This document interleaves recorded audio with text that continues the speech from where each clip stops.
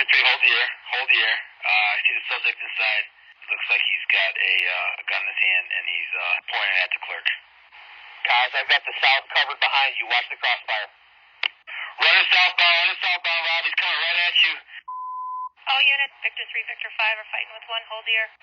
Victor 3, slow down. Subject in custody. Firearm recovered. Copy that. Command clear. Subject is in custody for the robbery. Firearms recovered. Hey, Kaz, welcome back. Yeah, man. Hold the Air podcast is in full effect tonight, and man, we've been in here for a minute, and man, we've got some great energy going on in here today. We have a Lansing retiree. We're kicking off dedicating women in law enforcement, and man, do we have a dandy in here today. Bring us up to speed, brother. Who we got? Yeah, so you hire on someplace, right, and you don't really appreciate the people you're working with until probably about 3 or 4 years into your career. And then you start to see, okay, you know, that person does it this way, that person does it that way. And then when we started to dedicate this whole series on women in law enforcement, I started to think back like, wow, there was a lot of people that I work with in law enforcement that were women. And I never really like gave too much thought into how they or what they had to go through to just be in a male dominated profession. What I remember from you, Patty, was a smile, serious when you had to be serious, but you didn't like it when, like, if it was a bad call, you were in it. Like, I could tell that you were kind of committed to this. Like, that was a shitty call, and we have to figure this out. And I know that you were a part of DB at the end of my career. So, without me talking anymore, bring us up to speed. How you got your childhood, what brought you into law enforcement as a woman? What was there anything that you felt like made you feel like you couldn't do the job of a police person? Well, I grew up in Mason, and my dad was a MSP trooper. Okay. I went to Adrian College. Go Bulldogs. Adrian, I grew up in Blissfield, Michigan. There you go. Yeah. And my dad said, Patty, when you go to college, don't get your degree in law enforcement, because if you don't like police work, then you'll have something to fall back on. And I thought that was really great advice. But then he told me, if you get into police work, you're never going to work the road. And I said, watch me. That's what I told my dad. Really? And back then, I don't think MSP maybe had a lot of women, and maybe they had some that worked the detective bureau and that type of thing, but I'm not sure they had anybody that really worked the road at that time. So then I got my degree in psychology, which I loved, which helped me get hired as a negotiator. And that was really one of my passionate things about LPD. I just loved being a negotiator. So when I graduated from college and then went to the police academy at LCC, Lansing Community College, nobody was hiring anywhere. I mean, you couldn't get a job anywhere in Michigan. So I decided to move to Florida because they were hiring. So I got hired at Deerfield Beach, which was Broward County. So I worked the road maybe 2 weeks, and I got called in by the chief, and I thought, oh boy. Oh boy. I must be in trouble. So he calls me in and says, hey, we want you to work undercover narcotics. I said, great, that sounds like fun. And my parents were not happy at all. Even though my dad had worked narcotics a lot of his career, I said to him, Dad, you did it.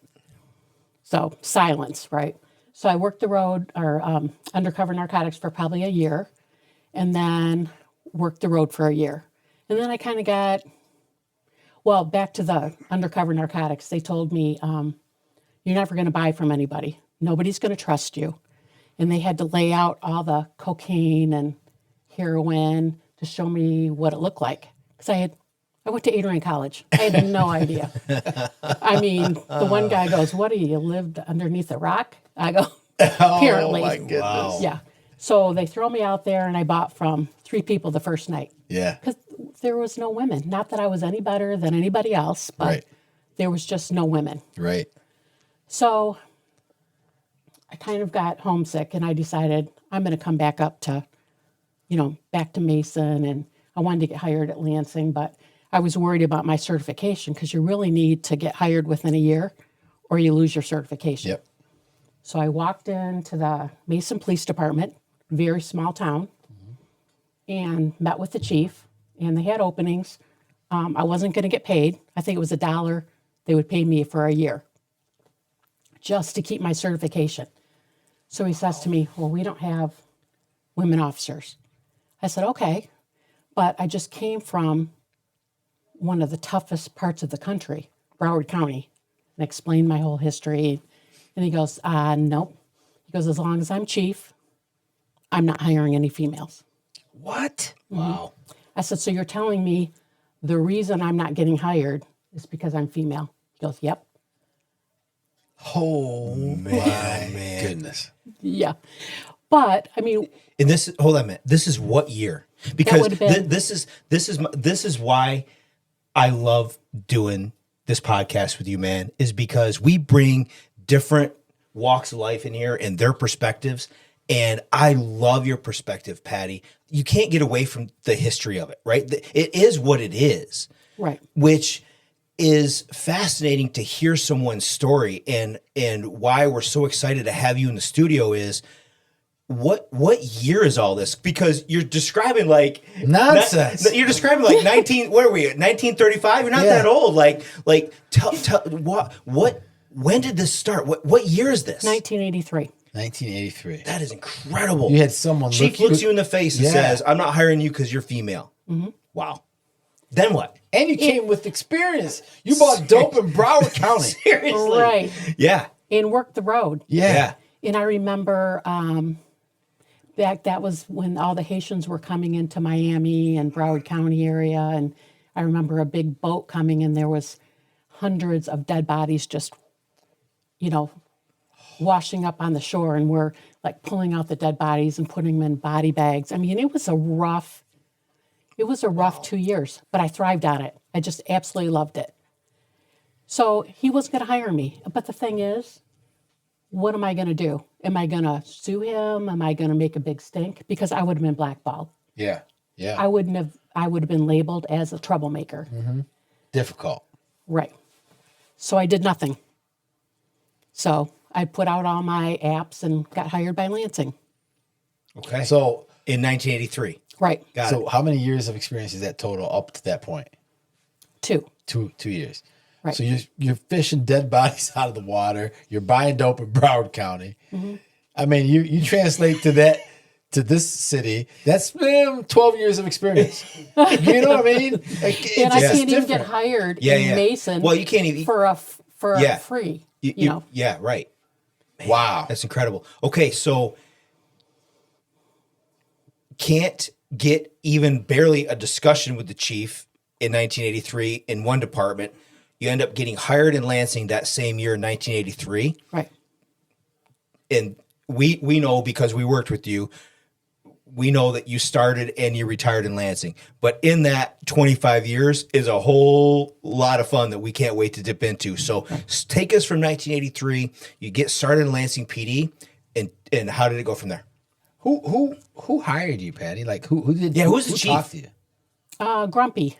Chief Grump Police- Gleason. So we had my dad in here, right? We had my dad in here. My dad came in, he was a cadet in 71. He was hired as an officer in 72, and he retired in 98. So that was his window. But when we had him in here, he could not wait to tell us how awesome of a chief Grump Gleason was in his opinion.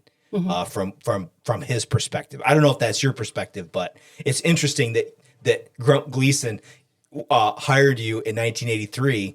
Take us from there. Well, and we had probably, I'm guessing, 7 women officers at that time. Now, a few of them had gotten hired for the Detective Bureau, and they worked mostly juvenile crimes and that kind of thing. But there was, and a couple of them actually transferred to the road. So I wasn't a loner there. I wasn't the first, but it was still there weren't a lot of us. Yep. Yeah. And I do have a funny story about your dad. Yeah. Actually. Oh, I can't wait. Please. Well, Let her fly. Yes, right. Let it rip, Patty. so I get hired, and you're assigned to a training officer, and my training officer was Dean Whitehead, and he was just great to me. Wow. And I remember going up to Paul's Pastry. Was he still there when you guys? Yes. Okay. So, That's between Princeton. Yes. Off of Sac. Okay. Yes. Yes. Yep. And he was just the nicest old guy, And so he would have us, and it was midnight shift. So we would go in the back door, and he'd always have this coffee, on this old time wood burner. It's just this nasty black, strong coffee. Yeah, man. And he would tell everybody, you can have any donut that you want, but you can't have a pecan roll. You have to pay 50 cents. I didn't know that. So I walk in, and so I meet Paul, right? And he says, Patty, you can have anything in here that you want. And there must have been 8 cops in there at the time. And so he says, would you like a pecan roll? I said, oh, sure. And the whole place it was crickets in there. Well, Paul says, oh, no. As long as she's here for the rest of her career, she doesn't have to pay for the pecan roll. Wow. So my nickname was Pecan Patty. Oh, my Pecan God. Patty. Yeah. Pecan Patty. And so your dad still calls me that. Pecan Patty. Pecan Patty. That's Man, amazing. man. But I had no idea. So, those pecan rolls were fresh, right? Because They they're were. baking They it were for the hot morning. They were on the conveyor, man. dude. Oh, yeah, Yeah. man. Yeah. Yeah. they were. So Yeah. pecan patty. Yeah. That's the great first story. time I'm hearing this. That's a great story. All right. So pecan patty comes from Florida. She gets hired by Grumpy Gleason. Mm-hmm. What's your first impression of the department that you're working in that's clearly male dominated? I felt I was treated great. I mean, there was a few bumps in the road, and I'll talk about some of those stories, but Yeah. I felt like I was treated very fairly. Mm-hmm. One of the stories was in lineup. Of course, when you're assigned to a training officer, you switch shifts. Back then, Yep. day shift, afternoon shift. So I get on day shift with all the older guys, and they find out that it was my birthday. And you're in training. I'm in training. Yes. Okay. Got it. Key point. So I walk in, sit down, and they all treated me great. So I was with my training officer, Dean, and we're all sitting there in lineup. And so there's this package up there. And they said, happy birthday, Patty. Open your present. So I opened it up. Yeah. It was a dildo.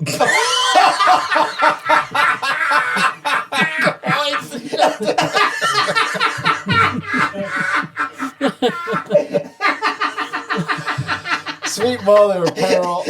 Oh, my God. Listen, just wait a minute. I have so many questions. I can't even. I can't even process that because the generation that we grew up. I mean, Can the you train even went imagine? off the rails. Wait. Can I just say it? Yeah. I'm offended.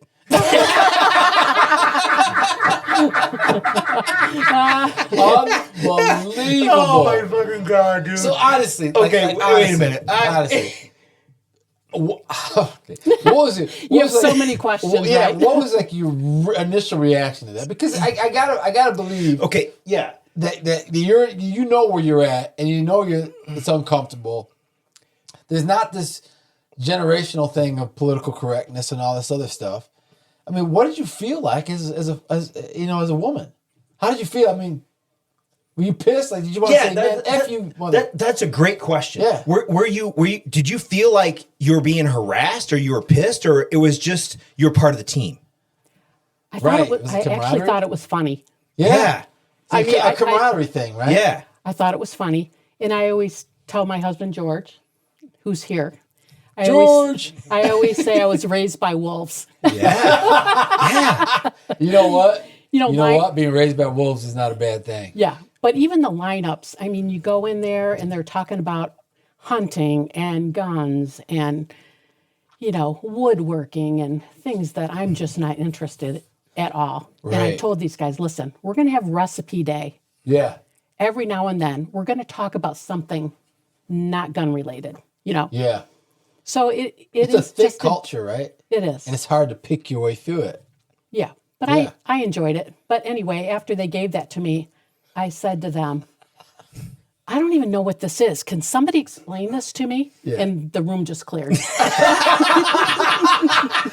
All the funny guys. All the funny guys All of a couldn't sudden, explain it. That is Oh my gosh, good for man. you for asking the question and putting them on Man. task. Yeah. Wow. But I love your perspective. I mean, look, I cannot just please imagine we're in lineup and I love your perspective. I'm not giving that a pass because it very much sounded like it was not out of meanness. Like it didn't make you feel harassed or you're being singled out or any kind of way. It was almost like you had been accepted because in the police culture, my dad told me, speaking of my dad told me if they're picking on you, it's because they like you. Bro, you are not lying. But at the same time, what I love the most is we're not talking about they're doing this out of spite. They're doing this out of meanness. We're talking about a team that is clearly okay. In this lineup, how many other females were there? I don't remember any that day. Yeah, right. I'm guessing zero. So it's So not. you are made of steel. Yeah, seriously, 100%. You are made of steel. I love it. I can't even begin. I got 6 sisters, right? I know what it feels like to be the minority. You know what I mean? They beat my ass. Yeah. But I'm like, holy shit, this is a professional career that didn't have like insurance, right? For like, okay, you shouldn't do that. Stop it. Because you don't know how she's gonna take that kind of stuff. And you just grew up in that culture. It was a different time. Yeah. There you go. It was. There you go. I didn't feel like it was done in meanness. Right. Like you said, it was a joke, and I was okay with it. Probably there'd be people now that would say, "How could you be okay with that?" Yeah. It was just a different time. Sure. I think that it's very important to appreciate somebody else's perspective, but they're not looking at your perspective. All they're looking at is the police culture is, look, I'm counting on you and you can count on me. Yeah. Right. And I think ultimately that's what it's about, is not so much being picked on. It's this job takes some fucking fortitude. Right. And if you're going to cave and look, I love what you said. It's a different time. That would never fly today. Right. No. But in that day, what they're saying is, are you going to have my back? Are you going to have my back? Are you going to cave over a little some nonsense here? Because that's what it is. We're being juvenile about this, but ultimately I think that the message, and I wasn't there clearly, but I think the message is, knowing police culture, you're being accepted. We value you as part of our team. Welcome aboard is really what I know about police culture, because it is this job, like it or not, you have to have some internal fortitude, and that doesn't mean that you can't be upset about things things can't get to you, or there's not things that you should seek professional help on if it's bothering you. I'm not saying any of that, but what I'm saying is it has to come back to, you got to have a pretty thick skin to do this job, and that's ultimately why you're here in the studio with us, because we know we know what you're made of. So for sure. So if I could just kind of accentuate that point, so we're like, Rob, if we're going to do a series on women in law enforcement, we need bookends. We need to start with somebody 100%. from back in the day, and someone who's kind of fresh right now that we have, we value their opinion, their efforts, their style. And he's like, so we sat here and we threw out a bunch of names, and yours, of course, was one of them. You are the minority in an environment that is really, really tough. As the culture shifted from the 60s and the 70s and 83, that's not far away from that where let's call it what it is. Like, we're not going to run from history here. Right. Like, the police were very heavy-handed in those times. Yeah. And women were not welcome. Right. Right? And so ultimately, we're not going to duck history. We're not going to duck your perspective, but we very much appreciate the thick skin that you have and paving the way for the rest. So you're in training, you get a dildo. Merry Christmas. Okay. Merry Christmas, happy birthday. Yeah. How do you keep the train on the tracks? Yeah, man. And I Oh, remember my. going, I was on afternoon shift. I was still fairly new. And I got in a huge fight, calling for help. And down on the front lawn, right off of Michigan Avenue, trying to get this guy cuffed, fighting for my life. I could hear the sirens coming. You by yourself? Yes. Yeah. Could hear the sirens coming. And I finally, I almost had this guy cuffed and almost not, still rolling around on the front lawn. And I see these black shiny shoes. Oh, man. I was so happy because, it's a cop, right? Sure. Yeah. And they weren't helping me. Yeah. So I finally, after probably, it seems like forever, right? Yeah. Especially when you're fighting like that. I get the guy cuffed, stand up, and it was my supervisor. He goes, "Hey, just wanted to see if you can handle yourself." Wow. Smokes. Awful. I was so mad. I may not, or I may have called him the F word. Yeah. My supervisor. I was Yes. so mad. Yeah. So I walked into the car, and I'll never forget that. I thought to myself, how can you watch somebody in a fight and not jump in? Yeah. Yeah. Terrible. Yeah, Man. that's messed up. That sucks. It did. I cannot imagine. I want to punch somebody for you right now, Patty. So I'll tell you this, Yeah. man. I've never experienced that. Right. I cannot imagine, The audacity, right? between you and I, like hundreds of thousands of calls that we've taken, been in our fair share of fisticuffs out there and this and that. And I can absolutely promise I've never heard for sure you or me and nobody else that I know of in the 25 years that you and I were there, I can ever remember somebody saying, "Well, that officer's in trouble. We're not going." Or we're just going to leave them out to dry. Like you've got like holy shit. I've seen something pretty close. I've seen passiveness. I've seen the willingness not to engage, and it might have been because of lack of experience or concern that are they liable for something. But to stand there like you're describing and hold you to task. That's just not part of what we're supposed to be as police officers. No kidding. Right. And do you remember all the haircut photos? You couldn't have your hair. Yeah. My hair right now would have been too long because it couldn't touch your collar. Right. My gosh. So back in the day, they didn't really know what to tell females other than put it up in a bun or something, So, but it kind of interfered with wearing a hat, because usually buns are here. It's just hard to put a hat on when you got the hair. Because back then, everybody had to wear their police hat. You didn't dare get out of the car without your hat on. I don't care what was happening. If you were rolling up on a homicide or whatever, you better have your hat on. Yep. I Well, remember people talking about that. Little side note, I would be remiss if I didn't say your hair looks amazing. Thank you. And I will not tell you that your hair looks great. And my wife's going to watch this episode and she's going to say like, your hair looks good. But anyway. And that's like Rachel Ray critiquing your hair, right?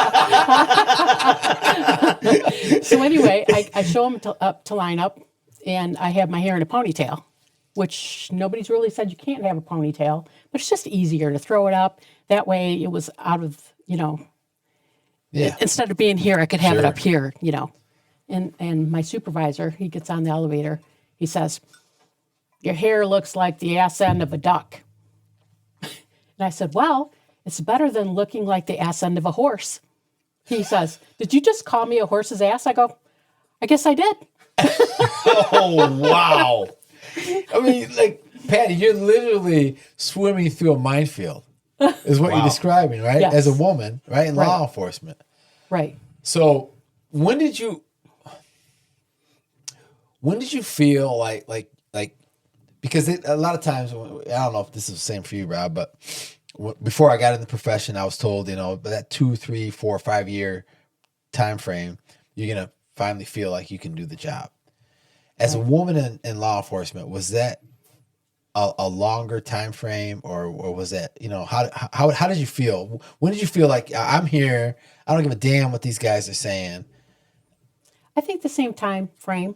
Yeah. But keep in mind, I had 2 years experience Sure. too Yeah. before I even came there. But even the uniforms, I mean, they didn't have women uniforms back then. We had to wear men's pants, and men's pants don't fit me. Now I appreciated the length. Yeah. Because back then they didn't even have tall sizes for women, So they had to sew in like a gusset Yeah. just to make them long enough for them to fit me. Yeah. So, I mean, Yeah. I mean, it was just a time frame. it was. Unbelievable. It was. Are there any FTOs that you worked with that you can say, like, oh man, he or she was really important to the process of me being a police Yeah, Dean officer? Whitehead. Wow. Dean Whitehead. Mm-hmm. And he is, unfortunately, someone we lost in the line of law. Right, that was really hard on me. He was a great guy. I felt like I was treated fairly. He was a great teacher. Yeah, I have nothing but great things to say about him. Rob's dad came in here and said the exact same thing. Mm-hmm.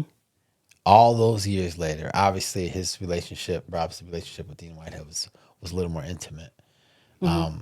But he said the exact. I would have loved to meet this guy, because every time someone brings up Dean Whitehead, it is with reverence and gratitude and all that stuff. Right. Yeah. Yeah, he was a great guy. Yeah.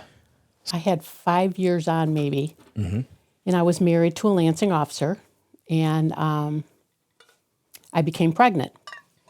And they didn't have a maternity policy back then. It isn't like a regular, say you work for the state and you work on a computer all day. You can do your job. There you go. So it's hard when you have to do something else besides work the road, light duty or whatever. But they didn't really have a policy. So I told my supervisor I was pregnant and I was still working. You got the gun belt on and everything. And so I get on the elevator on the second floor, and the door opens and all the command officers come onto the elevator. Uh-oh. The chief, the deputy chiefs, the captains, they just got out of a staff meeting, right? And there I am. This elevator's got 80 pounds of brass on it, bro. Come on, pecan Patty. Are you kidding me? Yeah. Yeah.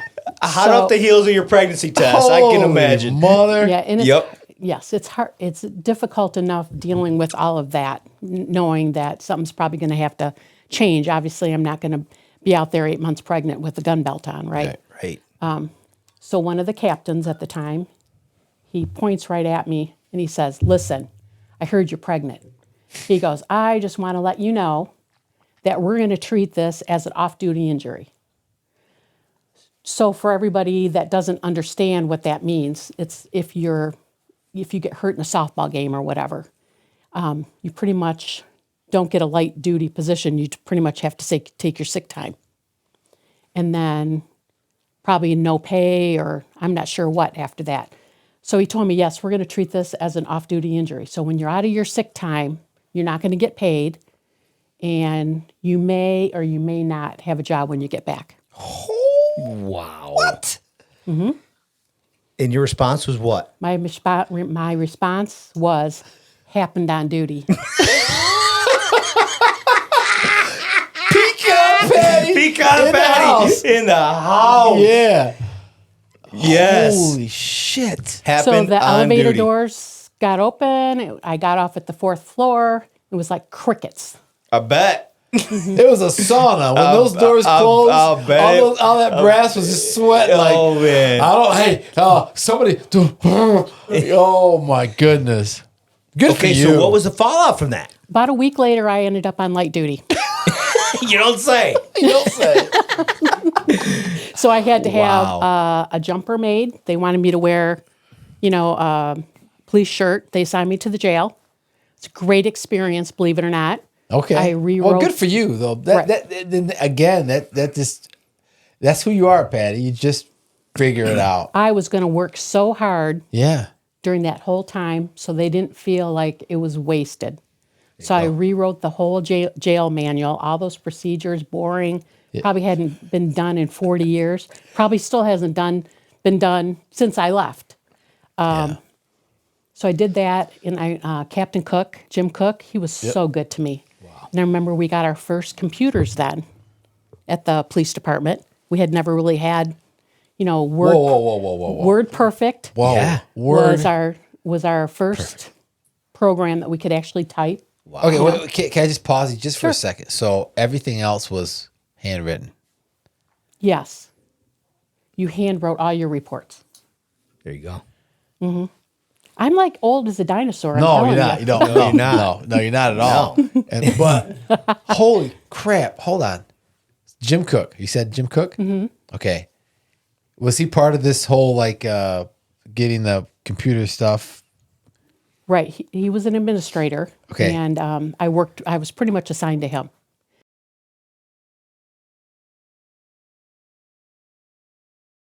So I redid all the procedures and all of that. What was kind of cool, though, and it turned out to be very helpful later on when I worked narcotics, because I knew how to work the computer. So prior to that, they would get a buy out of a house, right? You would write up a search warrant or whatever, call in the prosecutor. I mean, it was 3 or 4 hours before you could hit a house, right? Yeah. So once I started working narcotics for Lansing, I would sit there and type. And I would have the search warrant done even before they made it back to the police department with the buy. The biggest lever for change in our career, right, is likely George Floyd. But your perspective is not only is the biggest levers for change, not only are you one of the pioneers for really women in law enforcement, but now things are literally changing from being handwritten to we got this fancy machine called a computer.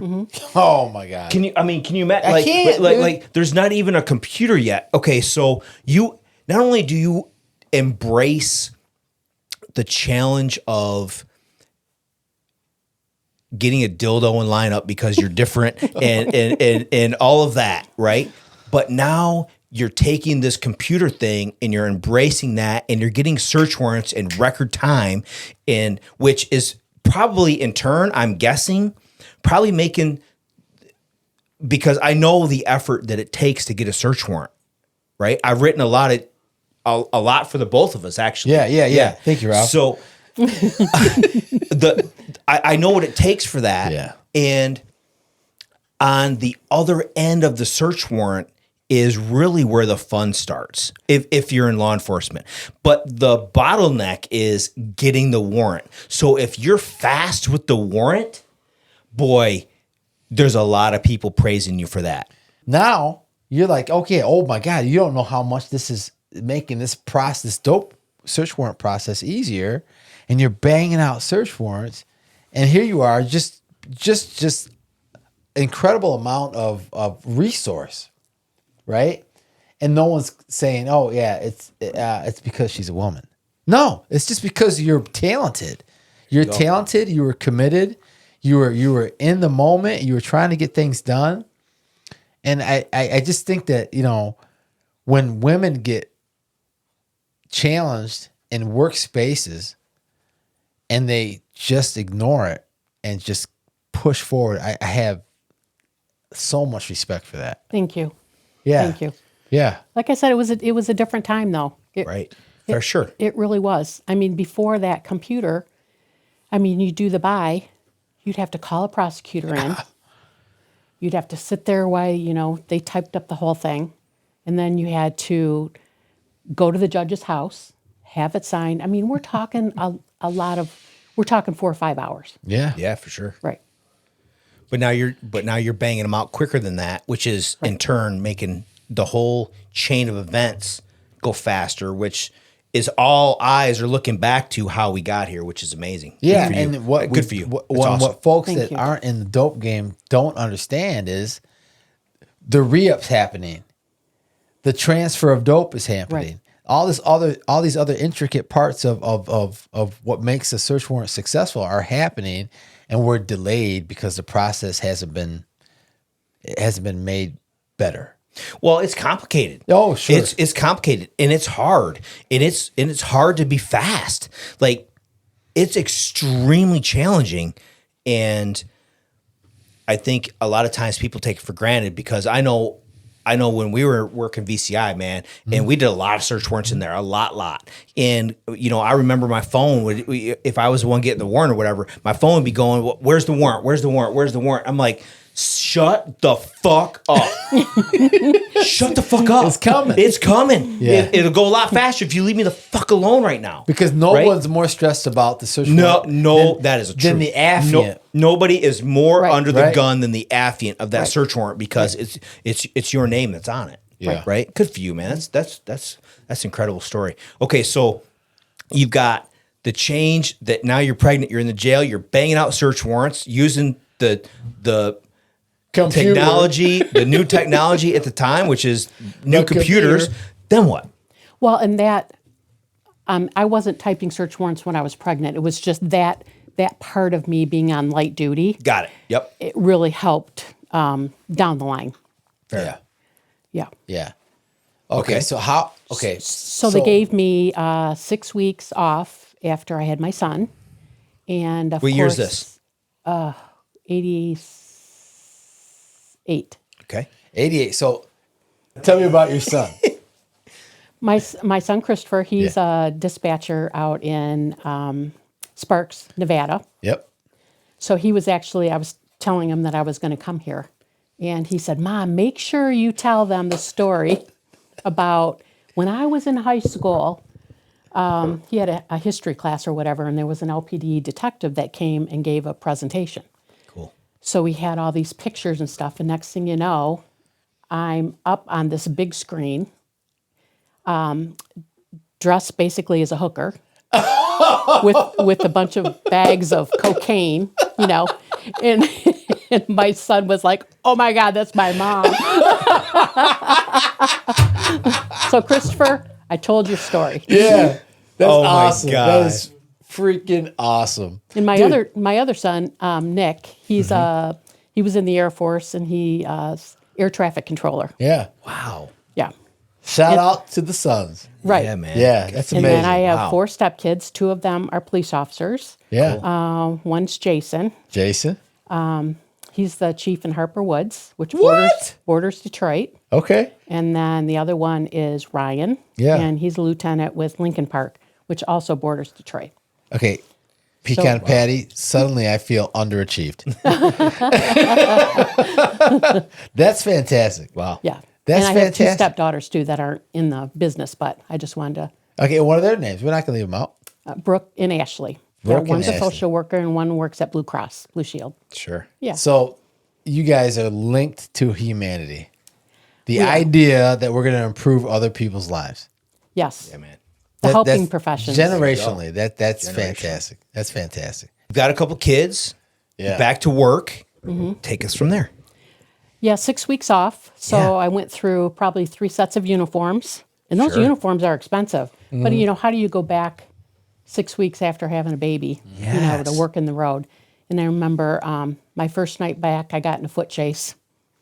It's like, oh boy, I'm running after this person And that thinking damn thing this felt is not like a good. lead block on you, right? This is Everything. not good.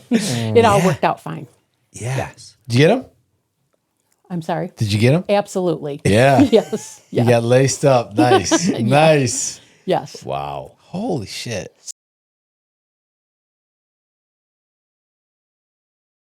So I did want to talk about the negotiator Yes. part of. Okay, so Patty, I forgot that you were a negotiator.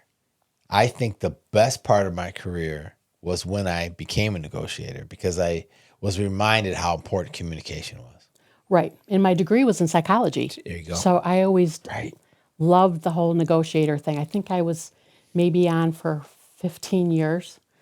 But when I first got on the team, they didn't want me to talk to any of these guys because, Patty, these guys don't want to talk to you. They're pissed off. You know, a pissed off guy does not want to talk to a female. Wow. So it was quite a few incidents before I actually got on the phone. And the only reason was because it probably went for 8 to 10 hours. And you know how stressful it is. I mean, you've got all these guys laying out in the elements, all the SWAT team, the START team, getting bit up by mosquitoes, or they're laying in a snowbank. There's so much pressure to try to get these people to come out just by talking to them, right? So they probably had 4 or 5 male negotiators on there. Then we pretty much went through our whole team. So here I am, the last one, right? Wow. My first time. So I get on there and I'm stressed out. You know, it's nerve-wracking. And the guy's yelling, you know, he's upset and stuff. And I said, listen, hon, I mean, I kind of went into mom mode. There you go. I said, listen, hon, it's going to be okay. I go, what do you need right now? And he just, his voice came down, started talking soft. He goes, I'm really hungry. I go, okay. Well, what do you have in your house? He goes, well, I don't know how to cook. I said, all right, open your refrigerator. What do you got in there? So we had a potato. Oh my God. And we had a steak. And the guy doesn't know how to cook. So I'm telling him, okay, put your baked potato in the microwave, but you got to make sure you stab it with the fork because it'll blow up in your microwave. He goes, okay. So everybody's listening to this thinking I'm wacko, right? Sure. So I have him get out a pan, put some butter in there, put the steak on there, put some seasoning, and we're making dinner, right? Wow. This goes on for probably half hour to 45 minutes. And I'm sure these guys were going, what is she doing? Yeah. You know? And finally he gets done eating. And we're chatting along the way. He goes, I'm going to come out. I go, what did you just say? He says, I'm going to come out.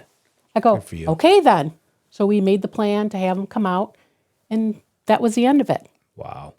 But That's it was incredible. Right.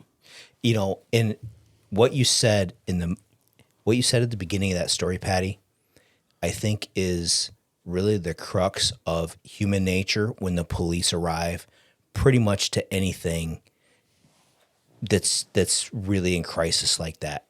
You said it's going to be okay. Mm-hmm. And I can't tell you, and I learned this way late in my career, I did. But when I realized that that's what people were seeking, what people really want to hear is, I called the police because this situation is as bad as it gets in my life at this moment, and I just need somebody to help me make it better. And for that person to you know, in that instance, you're not looking at them, but ultimately what they want to see is the confidence in somebody else that is going to tell them from a position of authority, I got you. It's going to be okay. Mm-hmm. This is what we're going to do next. Mm-hmm. I love that. That is so good. But they never taught me that in negotiator school. Sure. They never taught me that if you call somebody hun, it puts them in the mom mode or the replacement girlfriend mode. Wow. You know? And Which is a superpower of having women in law enforcement. right. Yeah, man. Women are more emotional and they can connect. Mm-hmm. And men don't do that as well as women do. Yeah. And for you, typically, yeah. Yeah, you naturally brought that in. So, you know, as things evolved in our human experience, I mean, we were absolutely improved in law enforcement efforts when women got involved. Mm-hmm. And the fact that we had a hard time with it and it was whatever, it's just, I think it's a natural process, but it's 2025. Right. Yeah. You were pulling off these great things before it was even a thing. before it was a thing. Yeah. Well, Because I really believe that you were like branded an early experience. I would do it all over again. Yeah, I the bad absolutely days loved have it. to happen. I really believe that this idea that everything is supposed to just be great is stupid. I don't think that you find balance in life when everything works out. Where's the growth? How does growth happen when you don't learn from yourself and from the mistakes that I could have done? 15 years, right, as a negotiator. Wow. Yeah, I had 11, I think. It was so impactful. It was so meaningful. Yes. And when I say negotiator high, you know what that means. Like when it's finally over and you actually got somebody to come out just with your words. I mean, it's a negotiator high. Wow. It's so stressful because the chief's coming up. Patty, when's this going to be over? When's it, I don't know. I mean, just it could be hours, It could be hours, and it could be fatal. And I think and I'm just taking myself removed from today's culture and trying to shift my mind into the culture that you were in. I'm pretty safe to say that the culture then was, we just want to kick ass and take names. Right. Right? Like a negotiator is almost a formality. Like, hurry up and get this box checked on our checklist so we can go stomp this out. Right. Am I right? Right. Yeah. But what we have learned since then is, by giving the negotiators, and I love your perspective as a negotiator, man. You're one of the best ever for 100%. And I love hearing you guys talk, because now in 2025 and really more recently, and let's face it, if we're going to give credit where credit is due, let's plant our flag at Darren Southworth. Oh, God. Right. Let's give credit where credit is due, and having that pivotal change.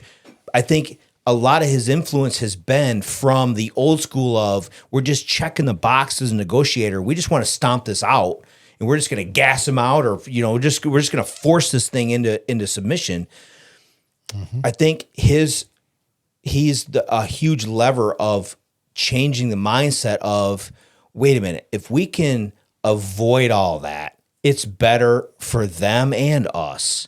It's safer for them and us. If we can afford that, if we can give this the due time that it deserves, and this person comes out willingly, and not everybody does. Like, sometimes it still ends tragically, even with the most seasoned negotiators on it. Sometimes people are just non-negotiable, right? But at least the mindset with the police department has shifted from, the goal is not to just stomp this out. The goal is, let's end this safely. Right. And sometimes that is a tactical. Sometimes we are pulling that tactical lever and ending it in a tactical resolution. But I say all that to say, Patty, I cannot appreciate you more knowing how it is now and imagining how it was then, with all we want to do is stomp this out, and you're in the way of that, and you're female on top of it. Jeez. So now you're just really in the way. Am I right? Is that how you felt? Right. But I was first up the next time. I'll bet you were. Goddamn right you were. I bet you were. Yeah, because proof's in the pudding. Yeah. And that's how negotiators work. I can absolutely relate to that. Yeah. Yeah, you bet. When you were a negotiator, how many women were on the negotiating team? I was trying to think about that earlier, and a couple. Yeah. A couple. Cool. I'm not sure before me. Yeah. I just don't remember. Sure. I just sit there and we're talking to you, and I'm just like thinking, God damn, she came preloaded. A college degree in psychology, life experience in Florida. She comes up to Michigan. Michigan tries to test you with all the dumb stuff, and you push and you push and you push. Your value didn't decrease a point. You were what you were going to be in your career because you wanted that result. And I feel like being female, you might negotiate differently Yeah. than what a male would. I remember we had one where it was Valentine's Day, and him and I were going to go out to dinner. It was like 2 p.m. I mean, you never get called out at 2 p.m. Right. 2 a.m. maybe, but not For 2 sure. p.m. So I got on the phone and he's all upset, and I said, "Happy Valentine's Day." He goes, "Thank you. What are you doing out here?" I said, "Well, I got called out to talk to you. We're going to make sure nobody gets hurt, and we're just going to make sure everything's okay." He goes, "Well, aren't you going to be doing anything for Valentine's Day?" I go, "Yeah, I'm supposed to go out to dinner, but that's okay. I'm here to talk to you until everything gets worked out." So about 5 o'clock, I'm talking to him for probably 3 hours. About 5 o'clock, he says, "Well, I'm going to come out." I said, "Okay, great." He goes, "Well, I just want to make sure that you can make it home and still go to dinner at 6. Oh my God, Patty. How crazy is that? Sure. That is the art of Humanity, understanding humanity. That's humanity, Right. dude. Yeah. That's humanity at its highest level. And I don't want to walk away and get distracted by the fact that you're here because we're doing this podcast for women in law enforcement. But the value of being vulnerable enough to accept emotion, and men don't do that well. I know I don't, and I think women are just naturally designed to provide that level of hold on just a hot second. There you go. Let me talk to this guy because you're all tactical right now, right? You want to go out because you want to be done with this because you got plans and all this stuff, and you just hit him with the Valentine's thing. That is some next level But I Michael think Jordan shit. You're right. It is. But I think also that's super relatable. How important is it to you when you think about your experience on the street, right? And you've got loads of it, or your experience as a negotiator, loads of it. And later in your career, when you took promotion as a detective and you have a ton of experience there, I think you would agree, and Kaz, you too, like it is going to come back to the common denominator of making the connection with someone and really ultimately having them feel heard. The other person that you're talking to who's in that particular crisis, if you get them to feel heard, boy, you're making traction, right? Right. Yep. Rob jokes a lot about his personality not being able to do what you and I did as negotiators. I find myself very much, even though I started being a cop in 99, I find myself in 83 with, let's just stomp this thing out and get it over with. You know what I mean? Like, let's just stomp this thing. But I understand that there may be a time and a place for a tactical resolution, but that's not every time. So, or even the majority of the time. But I'm very thankful that, negotiators of you two laying the foundation, but a lot of others too. Holy smokes, man. It's fun to watch. Can I ask, Patty, when you were in college, what was your focus when you were in psychology? Behavioral psychology. Okay. I Wow. loved it. Yeah. I find it very intriguing and what makes people tick. Yeah. For you. Yeah. So I felt like my degree did not go to waste because I hell was a no. negotiator. Good for you.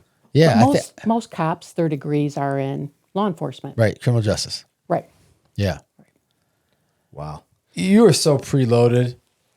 I'm still mad that they gifted you a dildo. Hey, it could have been you, dude.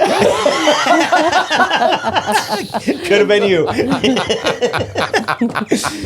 All right, so negotiate for a long time. Okay, so take us to the next step. I know you got stories for days. Take us to the next turning point in your career.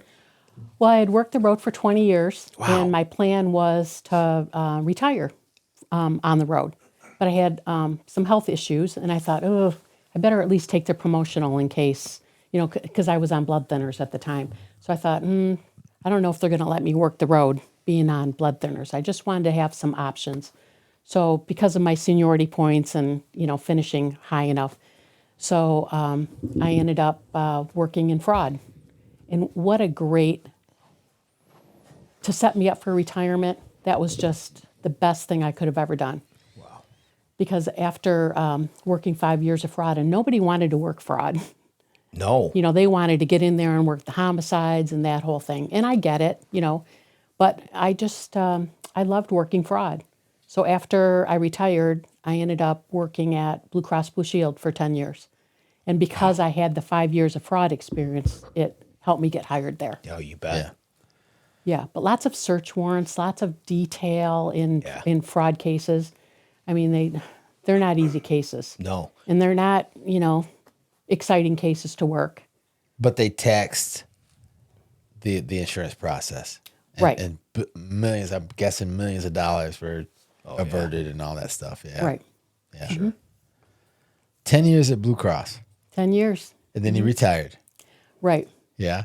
And So how's retirement? It's excellent. No surprise gifts in the mailbox. I'm so busy.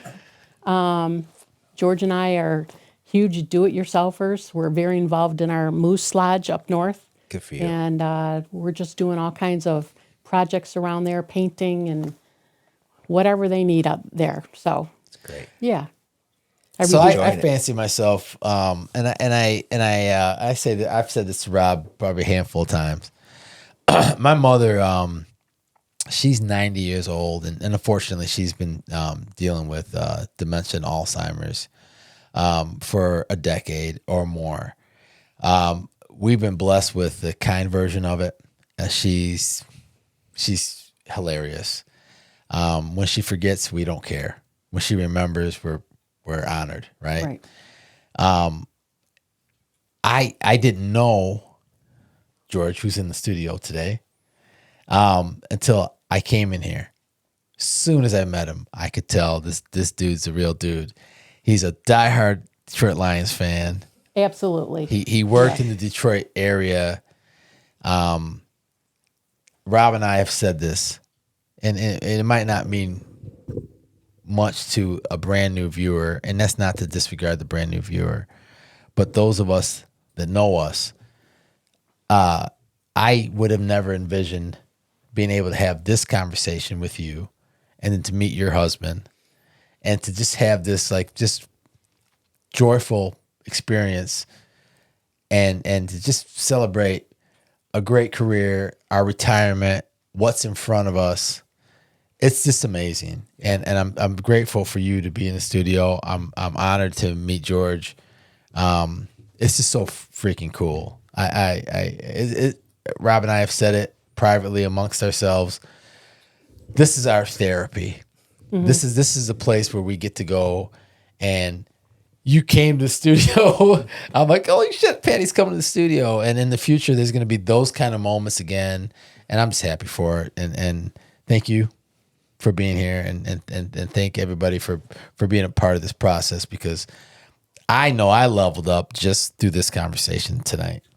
Well, I'm proud of you guys, because not everybody in life gets to find passion once, Sure. but you find it twice or three times. Yeah, man. It's amazing. It is. Mm-hmm.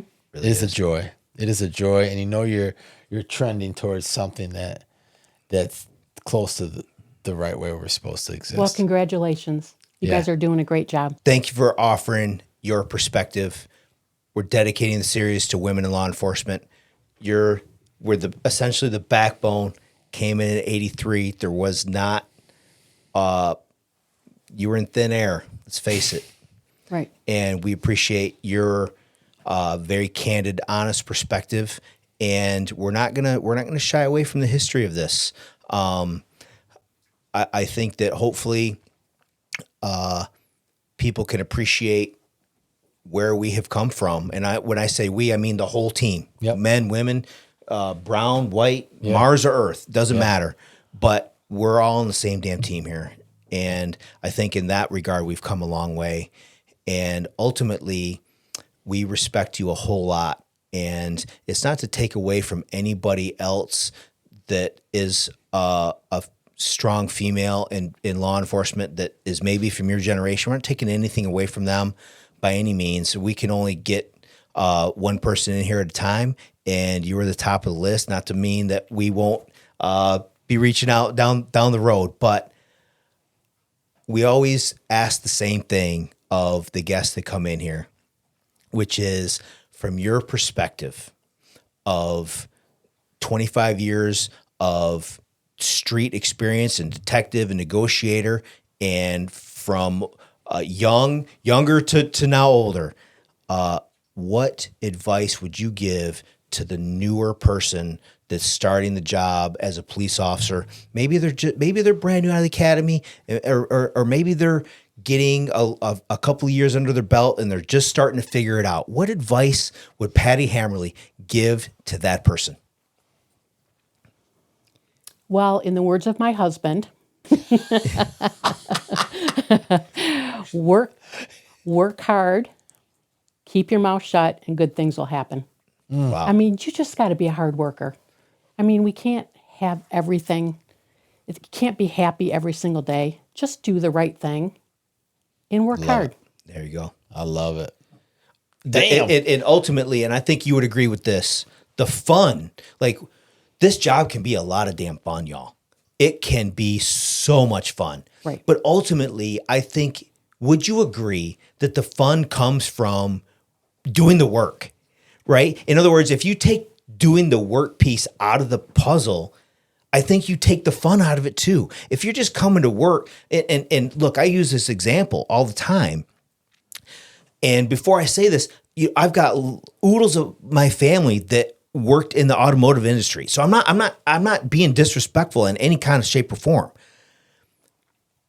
But we're not working an assembly line, stamping bumpers out here, working this job in the street. We're dealing with fluid situations of people who are a lot of times in shambles, and they're calling for help, and they're getting us.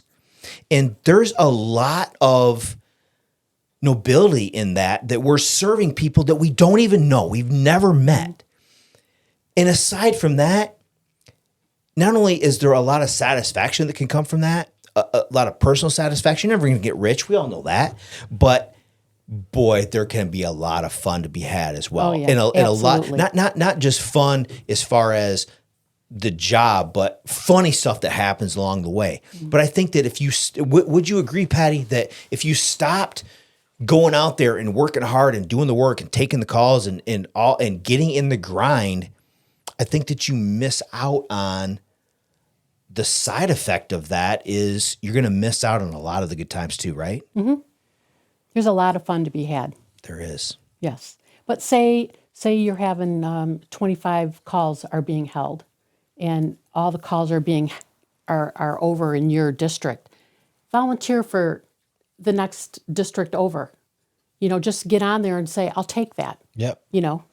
Just go above and beyond. Teamwork. Teamwork. Right. Teamwork. Teamwork. Whether you're a female, whether you're a male.